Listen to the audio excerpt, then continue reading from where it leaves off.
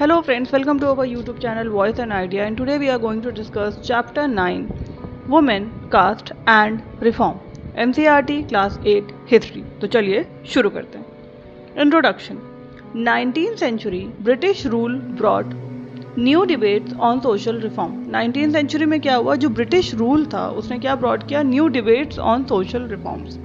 उनका new debate हुआ social reforms पर। Reformers focused on status of women and removal of caste based inequalities. जो reformers थे वो क्या फोकस कर रहे थे, स्टेटस ऑफ वुमेन और removal of caste based inequality. वो रिमूव कर रहे थे कास्ट बेस्ड इनइक्वालिटीज को। Reform for women, reform for women, problems faced by women. तो प्रॉब्लम फेस करी वुमेन्स ने।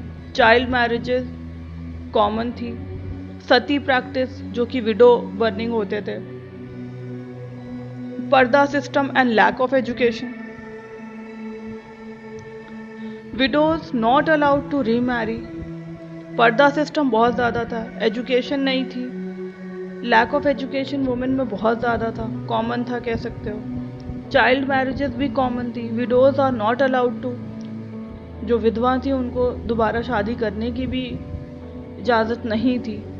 मतलब वुमेन्स ने बहुत सारी चीज़ें फेस करी उस टाइम पर। Reform measures. Raja Ram Mohan Roy campaign against sati. Raja Ram Mohan Roy ने कैंपेन किया किस चीज़ के अगेंस्ट, सती के, और बैन किया इन 1829। उन्होंने ये जो सती प्रथा था, जो विडो बर्निंग होती थी, उसको इन्होंने ख़त्म करने के लिए इसके अगेंस्ट थे। वो चाहते थे ये ना रहे। सती प्रथा पता है ना कि क्या होता है। सती प्रथा में ऐसा होता है कि जब हस्बैंड ख़त्म हो जाता है तो उसी में उनकी जब चिता जलती है तो उसी में जो उसकी वाइफ होती है उसको भी जलना होता है, उसी में जला दिया जाता है। तो वो ये चाहते, वो उसी को सती प्रथा कहते थे, लेकिन जो सोसाइटी ने ऐसा बनाया होता। लेकिन राजा राम मोहन रॉय जो थे इस चीज़ के अगेंस्ट थे कि सती प्रथा जो है वो बंद होनी चाहिए, और बैन भी हुई 1829 में। सोसाइटी में जो बहुत सारी चीज़ें बनाई जाती है ना, वो नॉर्मली लोग अपने अकॉर्डिंगली बना लेते हैं। उसमें भी बहुत सारी चीज़ें सही और गलत, ये आपको समझना होता है कि क्या सही है और क्या गलत है। और जो चीज़ें गलत हैं, अगर उनके खिलाफ आप आवाज़ उठाते हैं तो वो चीज़ें कहीं हद तक सही भी है। जैसे राजा राम मोहन रॉय को ये चीज़ लगी कि अगर कोई ख़त्म हो गया है तो उसके साथ सती प्रथा या सती प्रैक्टिस ज़रूरी तो नहीं है ना, तो उन्होंने उस चीज़ के खिलाफ आवाज़ उठाई, तो वो बैन भी हुई 1829 में। Ishwar Chandra Vidyasagar supported window remarriage. इन्होंने क्या किया, ईश्वर चंद्र विद्यासागर ने जो विडो रीमैरिजेस थी उस टाइम पर, जो अलाउ नहीं था, जो विधवा हो जाती थी अगर जिसका हस्बैंड ख़त्म हो गया है, तो वो जो विडो थी वो अलाउ नहीं होता था उस टाइम पर कि वो दोबारा शादी करें। तो उन्होंने क्या किया, विडो रीमैरिजेस को सपोर्ट किया और लीगलाइज्ड भी हो गई इन 1856 कि अगर वो शादी करना चाहती हैं तो वो शादी कर सकती हैं। सोसाइटी के लोग ये नहीं डिसाइड करेंगे ना कि उनको करनी है या नहीं करनी है, या क्या गलत है और क्या सही है।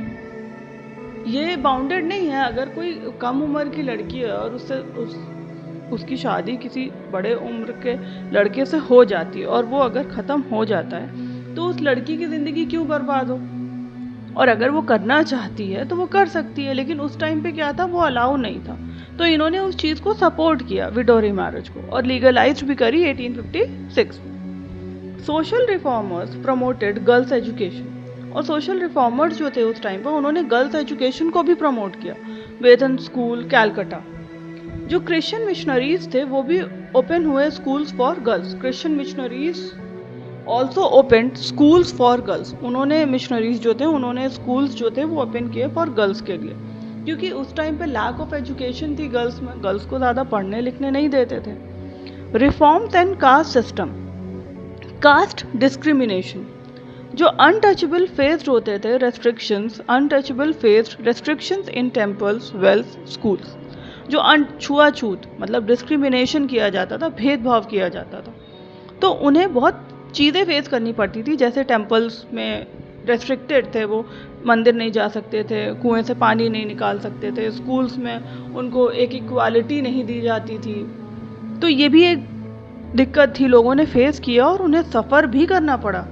जैसे considered polluting bye upper caste, और उन्हें मतलब जो अपर कास्ट थे उनको अलाउ था कि वो कुएं से पानी, मंदिर जाएं, कुएं से पानी निकालें और कुआं यूज़ करें, स्कूल्स जाएं, और उन्हें लगता था कि वो जो अनटचेबल्स हैं, जो लोअर कास्ट के पीपल हैं, वो उन्हें गंदा कर रहे हैं अगर छू जाते हैं तो। ऐसा उस टाइम पर लोगों में काफ़ी सफरिंग थी। जो अनटचेबल, जो बेसिस ऑफ कास्ट डिस्क्रिमिनेशन होता था, तो लोगों को दिक्कत तो हुई।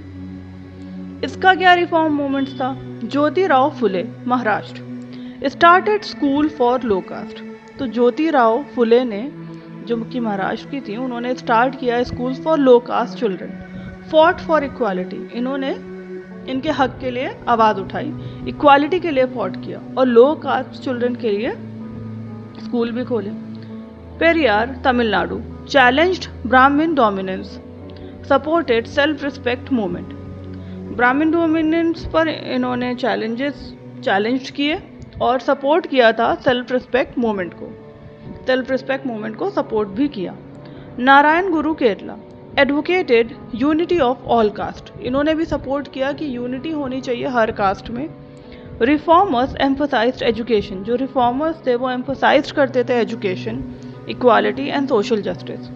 ये क्या करते थे? रिफॉर्मर्स जो थे वो एम्फोसाइज करते थे किस चीज़ पर? एजुकेशन पर, इक्वालिटी पर और सोशल जस्टिस। उनका भी ये मानना था कि एजुकेशन होनी चाहिए, लोगों में, पीपल में अवेयरनेस होनी चाहिए। वो इक्वालिटी को मानते थे, भेदभाव को नहीं मानते थे, और सोशल जस्टिस सब में होना चाहिए, लोगों को जस्टिस मिलना चाहिए, इक्वालिटी होनी चाहिए, सबको हक है एजुकेशन का।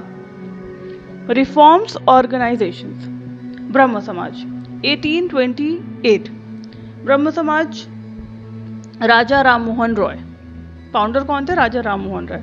आर्य समाज 1875, स्वामी दयानंद सरस्वती। आर्य समाज किसने शुरू किया था? स्वामी दयानंद सरस्वती ने।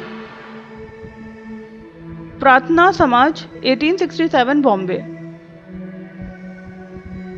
फॉट कास्ट डिस्क्रिमिनेशन, इन्होंने किस चीज़ के लिए फॉट करी थी? कास्ट डिस्क्रिमिनेशन, जो कि भेदभाव होता था कास्ट के according. These organization spread awareness about equality and women rights, और इस ऑर्गेनाइजेशन ने क्या किया?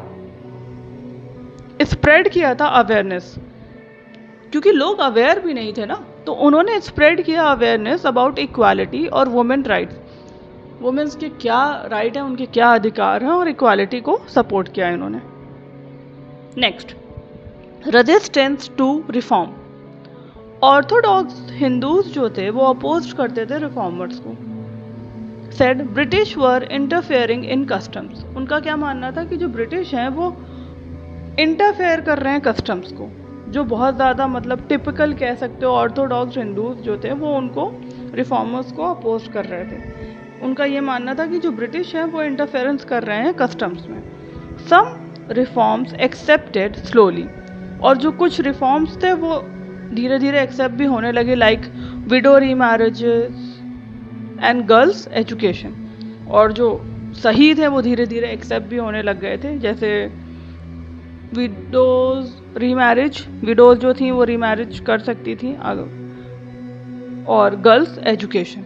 आई होप आपको क्लास समझ आई होगी। अगर क्लास समझ आई हो, do like, share and subscribe. मिलते हैं नेक्स्ट वीडियो में।